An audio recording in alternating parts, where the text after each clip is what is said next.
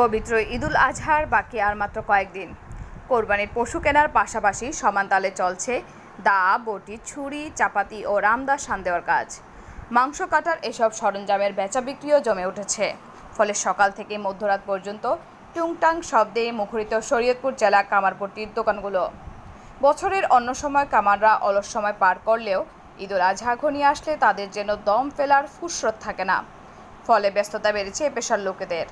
দোকানগুলিতে কেউ লোহা আগুনে গরম করছেন, কেউ বা লাগাচ্ছেন হাতল, আবার কেউ তৈরি হওয়া জিনিসে ধার দিচ্ছেন।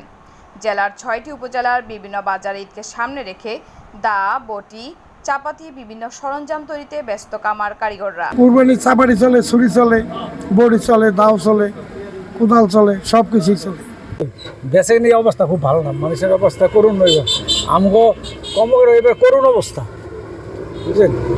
চায়না মাল বাইরে অনেক, এবার আমরা পুরো ধরা হয়ে গেছি। আমার এখানে বটি দেওয়া আছে, কোবা দেওয়া আছে, কাঁচি আছে, সব কিছু পাইবেন, সব কিছুই আছে। আমি একটা দিনে কাজ করি, 5 জনে কাজ করছি আগে, এখন একা বলছি, সব মারা গেছে, নাই। 5 ভাই 4 ভাইয়া ছিল, 4 ভাইয়া মেরে গেছে, আমি একা আছি। আমরা মনে করেন এই সকাল 8টা তো নাহি, এই রাত্র 11টা 12টা কাজ করি। নিজেকে দোকান হই, নিজেরই কাজ করি।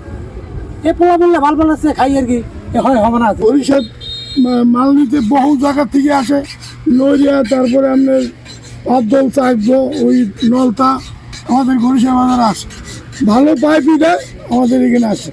ক্রেতারাও বলছেন, কোরবানির পশু জবাই ও মাংস কাটার জন্য ভালো মানের ধারালো সরঞ্জামের চাহিদা বেড়েছে।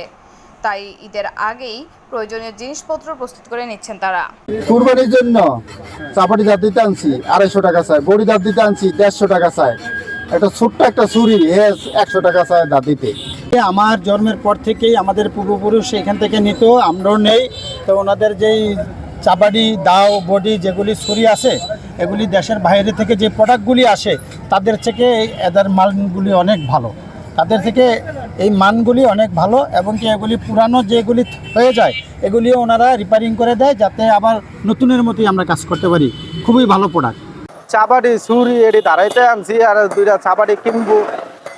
মনে করেন গেছে বছরে তো এই বছরে অনেক বাজেট বেশি, দাম অনেক।